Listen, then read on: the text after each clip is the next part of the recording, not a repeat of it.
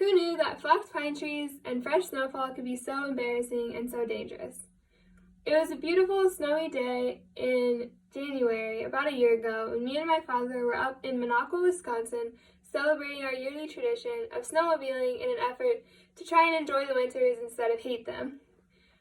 We had planned a 60-mile ride for our second day of the trip, and we went out on the trails. Everything was going smoothly.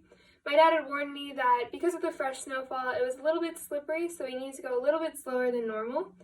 And so we went out, everything was going smoothly, and I rounded a corner, and all of a sudden, I was about to run into a pine tree. It was fast approaching me, and that's all I could see, and I closed my eyes because I knew that this was going to hurt, this was not going to end well for me. And all of a sudden, it was silent. I opened my eyes, I assessed the situation, everything seemed to be okay, I was fine. I wasn't in the tree, but I was physically in the branches of the tree and stuck off the trail, and my machine was buried under at least 3 feet of snow. I radioed to my dad to tell him that I had hit a tree, and he was asking where I was because I was riding behind him, and I was trying to explain where I was, but it's kind of hard to tell someone you're in a tree in snow when that's everything on the entire trail. So I heard his machine roar past me and realized he had no idea where I was. So finally I got myself out of the branch onto the trail. My machine was buried, there was no way I could get it out.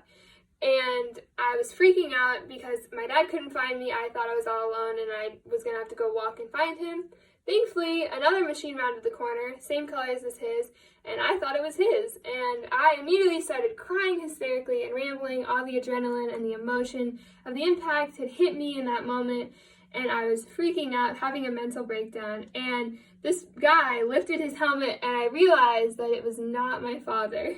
And my face got so red, it just burned right up, and I apologized profusely, but thankfully he was a nice Wisconsin Samaritan that saw that I was in distress, and he and his crew helped pull out my machine, and my dad eventually came back around the corner and saw that I was there.